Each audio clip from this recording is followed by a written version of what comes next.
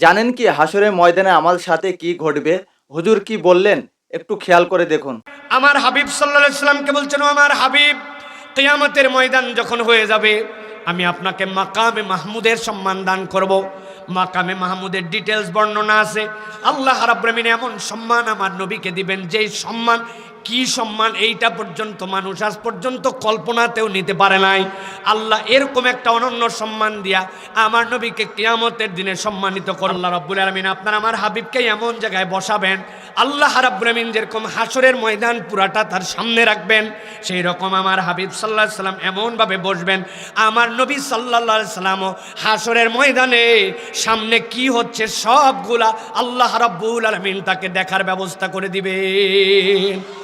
কিন্তু আপনি নবী কিয়ামতের ময়দানে দেখতে পাবেন যত মুমিন পুরুষ আর মুমিন নারী আছে, ইয়াসআ নূরুহুম বাইনা আইদিহিম, আল্লাহ রাব্বুল আমিন তাদের হাত থেকে এক ধরনের আলো বের করে দিবেন।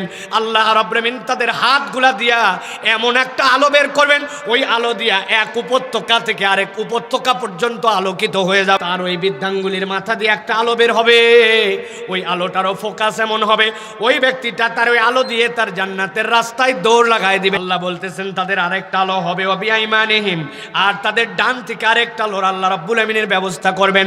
আল্লাহ বলছেন যেই না তাদেরকে আলো দিয়ে দেওয়া হবে, একদল ফেরেশতা তাদের কাছে চলে আসবেন, আসার পরে বলতে শুরু করবে বুশরাকুমুল ইয়াউম, ও আমার মেহমানেরা জান্নাতীর, তোমাদের জন্য শুভ সংবাদ। আল্লাহ তোমাদেরকে আলো দিয়েছেন এই জন্য যে আল্লাহ রাব্বুল আমিন তোমাদেরকে জানাতে চান তোমাদের জন্য একটা জান্নাত আছে, তাজরি মিন তাহতিহাল আনহার, যার পায়ের নিচ দিয়ে তোমাদের অজস্র নহরমালা প্রবাহিত। তোমরা যে আশহাদু আল্লা ইলাহা ইল্লাল্লাহর সাক্ষ্য দিতে শাহাদাত আঙ্গুল দিয়া, আল্লাহ আজকে তোমাদের ওই আঙ্গুলটার পাওয়ার এমন বানায় দিবেন, লক্ষ লক্ষ তোমার যেইগুলা নহর থাকবে এই আঙ্গুলের ইশারা শুধু করবে, তোমার ইশারায় তোমার পিছে পিছে তোমার আঙ্গুলগুলা দৌড়ায় বেড়াবে। আল্লাহ বলছেন তাকে আর কখনো সেখান থেকে বের করা হবে না। নবী আপনি জানায় দেন দুনিয়ার বুকে কেউ বা সীমিতভাবে জমির মালিক ছিল, কেউ বা ছিল না, কারো বাচ্চার চাকরি ছিল, কারো ছিল না, কারো জমি বেশি ছিল, কারো কম ছিল, কারো দুনিয়ার মধ্যে অভাব ছিল, কারো অভাব ছিল না। মানুষ এইগুলাকে কম্পেয়ার করে করে কে সফল আর কে বিফল এই মানদণ্ড নির্ধারণ করেছিল, কিন্তু দুনিয়ার কোনোটাই তার জন্য সফলতা বা বিফলতা নয়।